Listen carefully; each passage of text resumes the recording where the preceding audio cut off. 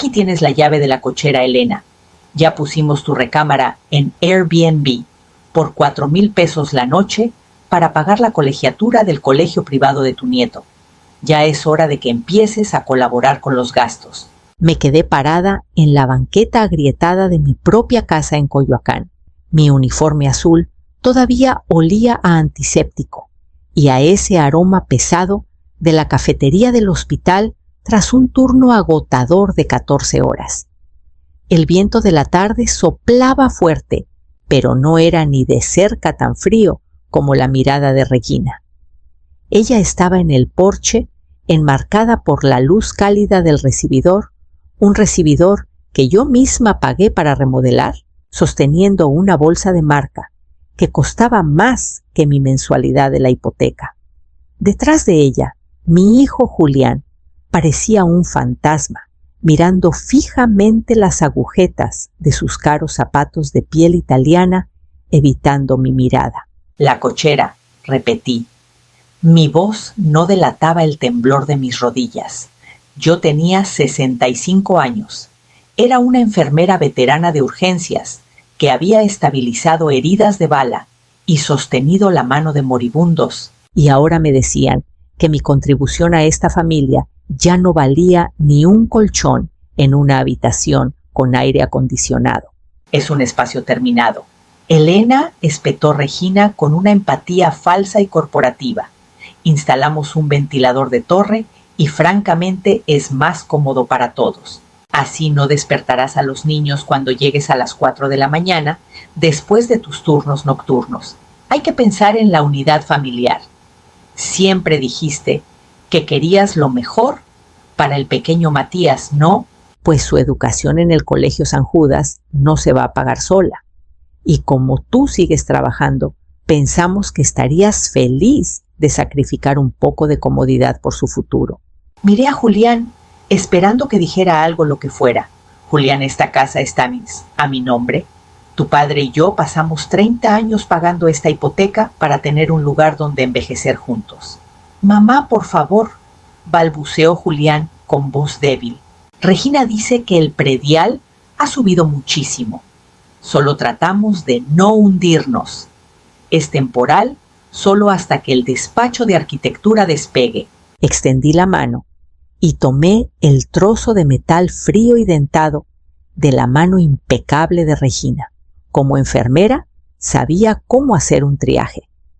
En este momento, la relación con mi hijo estaba en código rojo y Regina era la hemorragia. Necesitaba dejar que la herida sangrara hasta que la verdad fuera imposible de ignorar.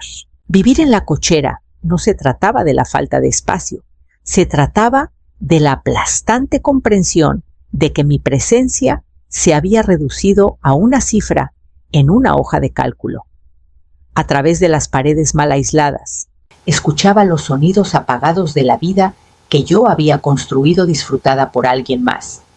Oía la risa aguda de Regina mientras organizaba noches de vino para sus amigas influencers, diciéndoles que finalmente había optimizado el flujo de trabajo del hogar y recuperado su espacio creativo. Pasaba mis noches en un colchón individual sobre el suelo de cemento, pero no dormía. Estaba auditando. Durante 3 años dejé que Regina manejara las cuentas de la casa, porque Julián siempre estaba demasiado ocupado como arquitecto asociado. Yo había estado depositando ciegamente mi sueldo de 80,000 pesos mensuales en una cuenta conjunta destinada a gastos familiares y estabilidad a largo plazo. Confiaba en ellos. Pensé que estaba ayudando a construir un patrimonio para mis nietos.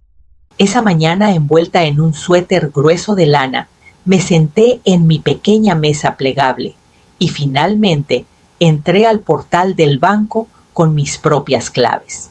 Mi corazón no se rompió, se convirtió en un bloque de hielo. Los 800,000 pesos que había ahorrado como fondo de emergencia tras la muerte de mi esposo habían desaparecido. No se habían gastado en el predial ni en la escuela de Matías. El historial de transacciones era un mapa de la vanidad. Había cargos de 25,000 pesos en boutiques de lujo en Polanco, 15,000 pesos en spas de Santa Fe y un depósito asombroso de 100,000 pesos para algo llamado Masterclass de Marketing en Tulum. Regina no estaba pagando las cuentas. Estaba comprando una identidad. Estaba usando mis turnos dobles en urgencias, esos donde mis pies terminaban sangrando para financiar un estilo de vida que solo existía para sus seguidores de Instagram. Peor aún, las notificaciones del predial estaban marcadas como vencidas. Ni siquiera se había molestado en pagar los gastos reales de la casa. Estaba robando de la cima mientras dejaba que los cimientos se pudrieran. Me di cuenta de que Regina no solo quería mi habitación, quería mi vida despojándome de quien realmente la había construido. Cerré la computadora. Mi decisión estaba tomada. Ya no era solo una enfermera, era una mujer reclamando su territorio. A los pocos días, Regina tocó a la puerta de la cochera. No entró. Se quedó en el umbral con una mirada de ligero asco, como si pudiera contagiarse del olor a aceite de motor viejo y aire viciado. Llevaba un rebozo de cachemira nuevo, probablemente comprado con el dinero que yo gané la semana anterior. Elena, tenemos una situación. Comenzó sin siquiera preguntar cómo había dormido. La colegiatura trimestral de Matías vence el viernes y el despacho de Julián ha tenido un mes flojo con los nuevos desarrolladores. Noté que no has hecho tu transferencia habitual a la cuenta conjunta. Seguro fue un descuido por tus largas horas, pero necesito que pases 60,000 pesos hoy mismo. Levanté la vista de mi tableta con una expresión neutral. La cuenta conjunta está vacía, Regina. Revisé los estados de cuenta. ¿A dónde se fueron los 800,000 de la subcuenta de ahorros? Pensé que habíamos acordado que eso era solo para emergencias. Regina ni siquiera parpadeó. Se apoyó en el marco de la puerta, entrecerrando los ojos. La vida es cara, Elena. ¿Tienes idea de cuánto cuesta mantener una casa como esta? Las reparaciones, el jardín, las obligaciones sociales que tenemos para mantener la carrera de Julián. Si te vas a poner difícil por unos cuantos pesos, entonces tal vez la cochera tampoco esté funcionando. Hay una casa de retiro muy linda en Pachuca que Julián y yo estuvimos viendo. Tienen cuartos compartidos. Quizás sea más de tu estilo. Sentí una oleada de furia fría, pero mantuve la voz baja y firme. Era la misma voz que usaba con pacientes histéricos en la sala de trauma. Tienes razón, Regina. La vida es cara.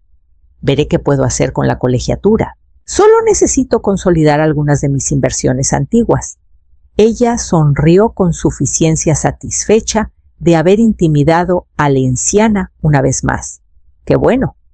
No hagamos esto más difícil de lo que tiene que ser. Después de todo, somos familia. Mientras se alejaba haciendo sonar sus tacones por la entrada, no fui al banco. En su lugar fui al hospital y tuve una conversación larga y privada con nuestro jefe de seguridad, un ex policía que conocía a todos en la delegación. Luego, llamé a un cerrajero especializado en sistemas comerciales de alta seguridad. Regina quería jugar a la casita. Yo estaba a punto de mostrarle quién era la dueña del tablero. En urgencias, revisamos los signos vitales antes de hacer cualquier otra cosa. Presión arterial, frecuencia cardíaca, niveles de oxígeno. Si los signos no coinciden con la historia del paciente, sabemos que miente. Regina afirmaba tener una maestría del TEC de Monterrey y ser consultora para una firma tecnológica de primer nivel en el Paseo de la Reforma. Era la piedra angular de su personaje de mujer empoderada. Decidí revisar sus vitales. Me puse en contacto con una persona de recursos humanos en la firma para la que supuestamente trabajaba una mujer a la que atendí tras un accidente fuerte hace un año. La respuesta llegó por correo una hora después. Elena, revisé toda nuestra lista de proveedores y nómina de los últimos 5 años. No tenemos registro de que una tal Regina Valadez haya estado en nuestra nómina ni siquiera como contratista independiente. Lo siento. Luego, gasté un poco de dinero para acceder a una base de datos privada de exalumnos. No había registro de su graduación. Regina no había trabajado ni un solo día desde que se casó con Julián. Se pasaba 8 horas al día en un club social exclusivo, tomando lates y haciendo contactos con gente que sí tenía trabajo, fingiendo ser su par, mientras mi hijo trabajaba 70 horas a la semana para intentar complacerla. No era una consultora, era un parásito que había logrado convencer a un hombre trabajador de que ella era su igual en ambición. Mi hijo era arquitecto, un hombre que construye estructuras destinadas a durar siglos, y sin embargo, había construido toda su vida personal sobre una base de arena y mentiras. Pasé el resto de mi descanso documentando todo. Tomé capturas de pantalla de su perfil de LinkedIn y sus publicaciones de vida de oficina en Instagram. Las crucé con los estados de cuenta bancarios que mostraban cargos en boutiques en las horas exactas en que ella decía estar en juntas de consejo. La infección era profunda, pero por primera vez podía ver exactamente dónde cortar. No solo la iba a echar, iba a desmantelar la fantasía que había usado para esclavizar a mi hijo. El punto de quiebre no ocurrió en el silencio de la noche ni en una discusión acalorada. Ocurrió en los pasillos brillantes de un City Market, en la zona de Lomas de Chapultepec. Había ido después de mi turno a comprar un té todavía con mi uniforme, sintiendo cada año de mi edad sobre los hombros. Vi a Regina 3 pasillos más allá. Ella no me vio. Iba vestida con un conjunto deportivo de lujo que probablemente costaba más que mi primer coche, riendo con un hombre que no reconocí. Era más joven, tal vez de unos 35 años, con un traje a medida y un aire de confianza injustificada. No estaban hablando de negocios. Él tenía la mano firmemente apoyada en la espalda baja de ella, y en un momento ella se inclinó y le dio un beso en la mejilla que era demasiado íntimo para un cliente. Los observé acercarse a la caja. Los seguí a distancia, con el corazón martilleando contra mis costillas, no de tristeza, sino con la adrenalina del cazador que finalmente encuentra la presa. Regina buscó en su bolsa y sacó una tarjeta de crédito plateada. La reconocí al instante. Era una línea de crédito secundaria que yo le había abierto a Julián hace 5 años, destinada únicamente para emergencias como gastos médicos o reparaciones mayores de la casa. La deslizó para pagar una canasta llena de champaña Cara Cortes de carne Wagyu y chocolates artesanales. La mujer empoderada estaba invitando a su amante a una cena de lujo con mi dinero, mientras mi hijo estaba en su oficina comiendo pizza fría y dibujando planos. Saqué mi teléfono e hice 2 cosas. Primero grabé un video de 30 segundos de ellos riendo y tomados de la mano mientras empacaban sus compras. Segundo, entré a mi aplicación bancaria. No solo congelé la tarjeta, la reporté como robada por un usuario no autorizado. Esperé cerca de la salida. 10 segundos después, escuché la voz del cajero elevarse. Lo siento, señora. Esta tarjeta ha sido marcada como robada. Estoy obligado a retenerla y contactar a las autoridades. El rostro de Regina pasó de la arrogancia a una palidez fantasmal en un segundo. Su socio de negocios se movió incómodo mirando a su alrededor. Regina empezó a discutir con voz chillona y desesperada, pero el gerente ya se acercaba. La ilusión se había roto. La mujer de éxito era de pronto solo una mujer con una canasta de comida que no podía pagar, siendo observada por extraños. Salí por la puerta antes de que pudiera verme, con un frío sentido de justicia calentándome el pecho. No regresé a la cochera esa noche. Ya había firmado el contrato de un departamento tranquilo y lleno de sol en un edificio alto frente al Parque México, un lugar con portero, gimnasio y una vista con la que Regina solo podría soñar. Había pasado las últimas 48 horas moviendo mis pertenencias esenciales a una bodega. Esperé hasta el viernes por la noche. El viernes era la noche en que Regina organizaba su cóctel anual de networking de otoño.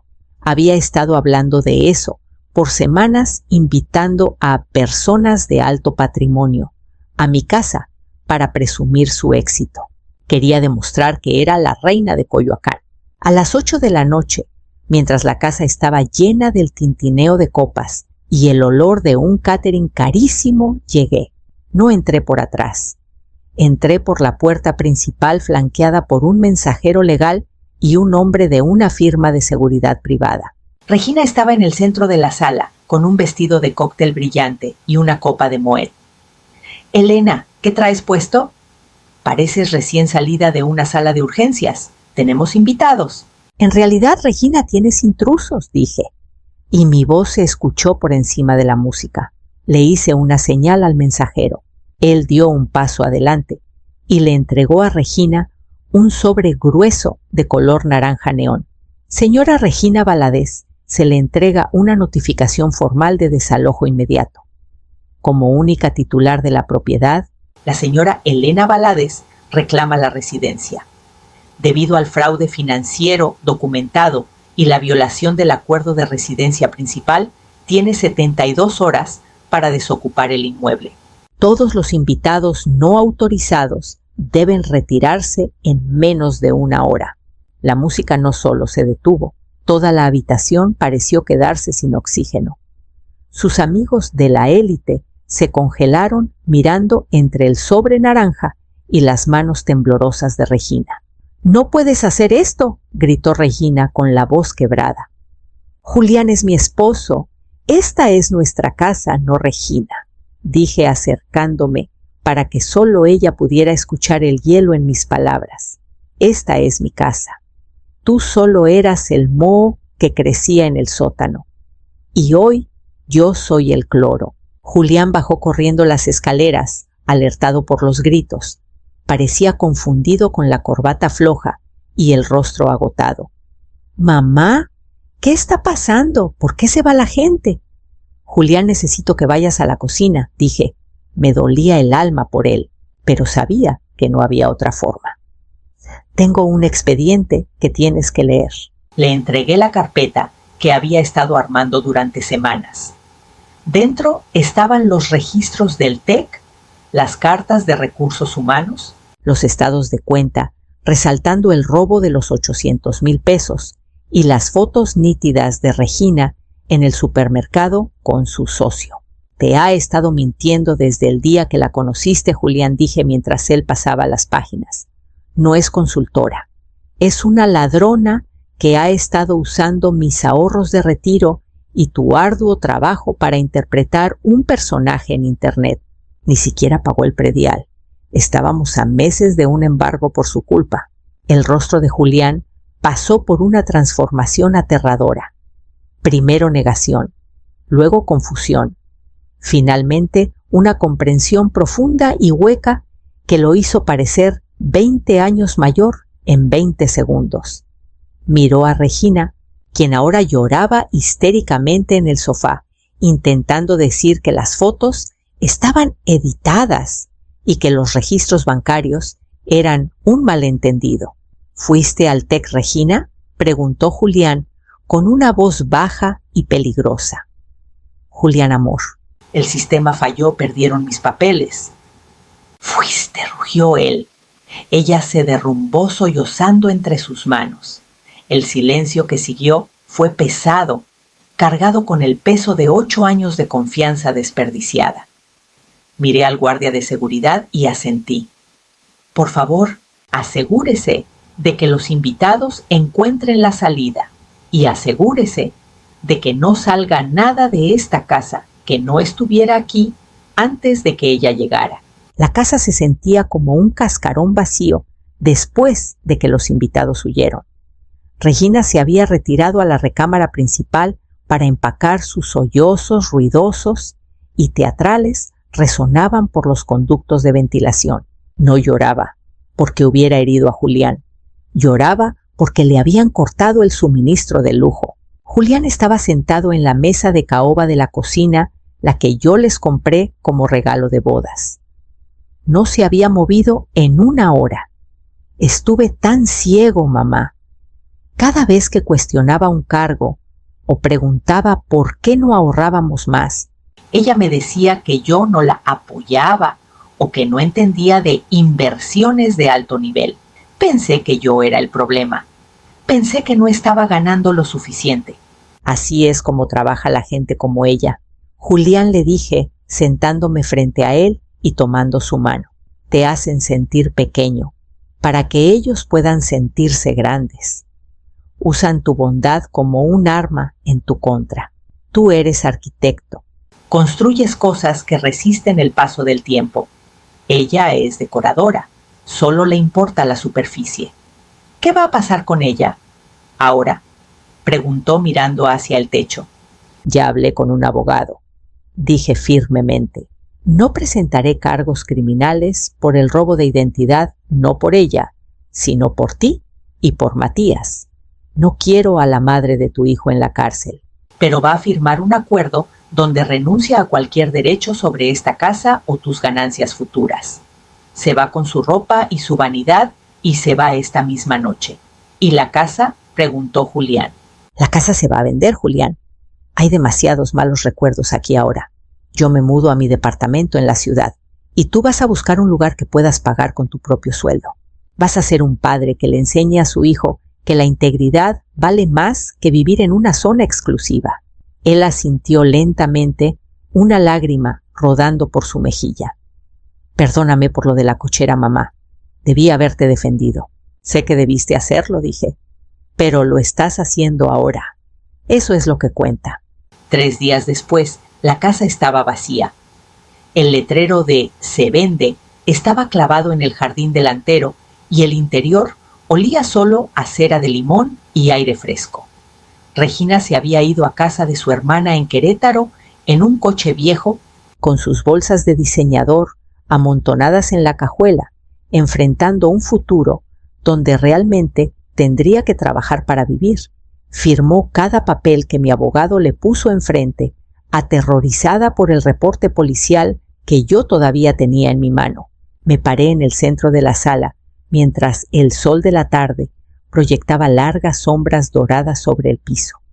Esta casa había sido mi sueño, pero ahora me daba cuenta de que un sueño puede convertirse fácilmente en una jaula si no tienes cuidado con quién lo compartes.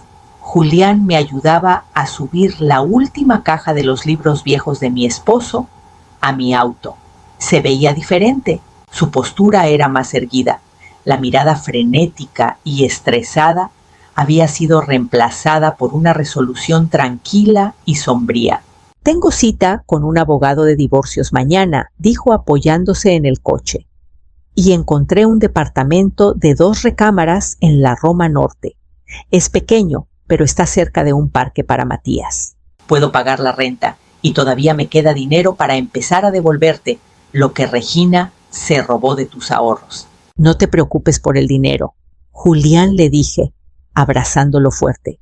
Me estás pagando siendo el hombre que crié. Dejaste entrar a un tiburón a la casa porque pensaste que era un cisne. Ahora conoces la diferencia. Nunca olvidaré lo de la cochera, mamá susurró. Cada vez que vea una casa, ahora voy a revisar primero los cimientos. Ese es mi hijo, dije. Me subí a mi coche y no miré atrás. La cochera quedaba atrás. Las mentiras quedaban atrás. Conducía hacia mi nueva vida, hacia una vida que finalmente y de verdad era mía otra vez. Estoy sentada en mi balcón, ahora 22 pisos por encima de la ciudad, viendo cómo las luces bailan sobre el horizonte del Valle de México. El aire aquí arriba se siente limpio, lejos del olor a cloro del hospital o del aire estancado de una cochera. Las luces de la ciudad empiezan a brillar como estrellas caídas y por primera vez en una década mi corazón se siente ligero. Julián viene cada domingo con Matías. Ya no hablamos mucho de Regina. Hablamos de los partidos de fútbol del niño, de los nuevos proyectos de Julián y de los libros que finalmente tengo tiempo de leer. Estamos reconstruyendo nuestras vidas ladrillo por ladrillo, sobre una base de honestidad. A veces la gente me pregunta, ¿por qué no eché a Regina en el momento en que empezó a faltarme al respeto? ¿Por qué esperé? ¿Por qué permití que me degradaran a una cochera en mi propia casa? La verdad es que como enfermera de urgencias, sé que no puedes simplemente poner un curita en una hemorragia interna. Tienes que dejar que el paciente vea la herida. Si yo hubiera reaccionado con ira inmediata, Julián la habría defendido. Me habría visto como la suegra controladora y ella se habría hecho la víctima. Tenía que ser paciente, tenía que dejar que su arrogancia creciera hasta que se convirtiera en su propia trampa. La justicia no se trata de ser cruel, se trata de restaurar el orden natural de las cosas. Se trata de asegurar que aquellos que construyen estén protegidos y aquellos que destruyen rindan cuentas. Yo no gané una guerra, simplemente dejé de participar en una mentira. Aprendí que lo más poderoso que una mujer puede hacer es conocer su propio valor. Cuando sabes quién eres una cochera, es solo una habitación temporal y una bolsa de marca es solo un pedazo de cuero. Lo que importa es la verdad que llevas en el corazón y la familia por la que estás dispuesta a luchar. Ya no soy solo una enfermera, una madre o una viuda. Soy Elena Valadez y finalmente estoy en paz en casa.